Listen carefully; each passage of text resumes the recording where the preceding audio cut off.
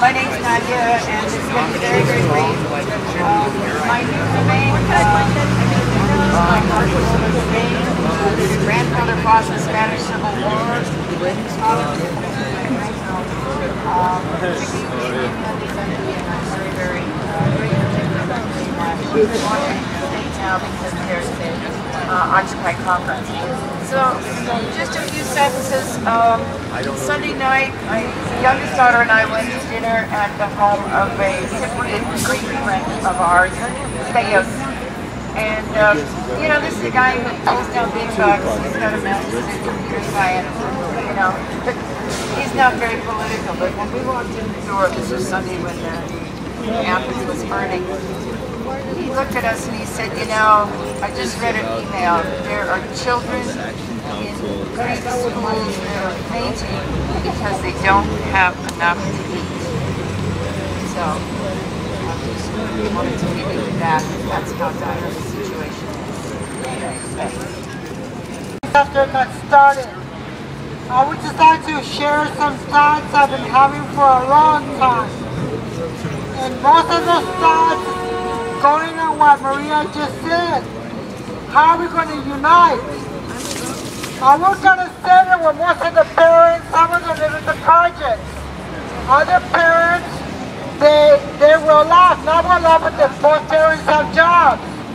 These people do not need to join this movement. How are we going to convince them to join us? The reason I'm bringing this up is something I would like for all of us to think about, because sooner or later the shit's gonna hit the fence. My boyfriend said, "Do you think this year is bad? Wait till next year." The budget is supposed to go broke on the 29th of February for the state of California. A lot of these people that right now are secure, how are we going to convince them that pretty soon their future is going to be at stake?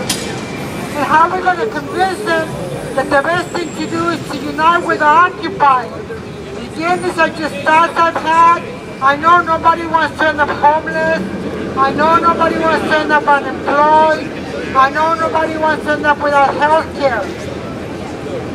Hopefully it won't get worse, but it probably will be.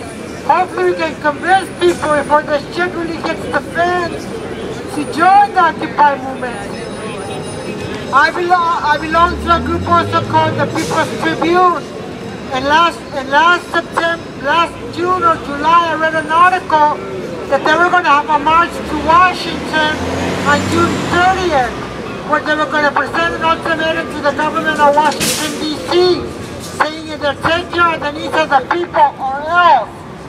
I haven't read any more articles about it since then. I know Occupy Wall Street has sprung up since then, thank God.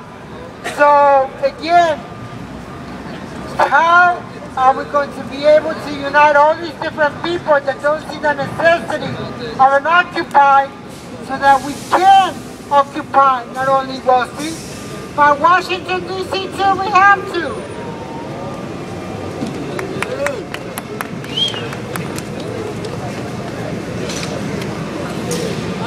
My name is Nick Anthony Shaw, former Corporal, United States Army, current veteran for peace, and peacekeeper of Occupy SF since the 101 began. I have two things to say, and they're the saddest facts in life I know. One, there are over 4 times more empty homes owned by banks than homeless people. 2, in this great state of San Francisco, who just broke the world record for minimum wage, $10.24 is minimum wage. You cannot afford the smallest studio apartment ever existed in the world here for that rate, unless you want to share a bathroom with 3 other people. That is forced class segregation. That is forced mass transportation. That means you gotta go move to Oakland and get on a boat to come to work. I am a veteran for peace. I have a ruptured left eardrum and over 375 abrasions and contusions caused by the San Francisco police, currently documented on YouTube. I have one thing to say. I still love 99% of the police. I am for peace. I am for love. And this veteran for peace says one thing. This is a fight we can win. Non-violently. Without a shot fired, we can kick their fucking ass.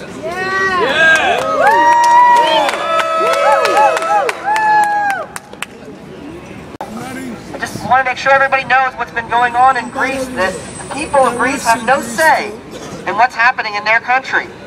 The people of Greece elected people to represent them, and the people that didn't support this austerity plan were forced out of their government, were forced out of their parties, so that only the people that were going to vote for this were allowed to remain in the government, and then they are signing terms which will bind all future Greek governments, no matter who the Greek people vote for.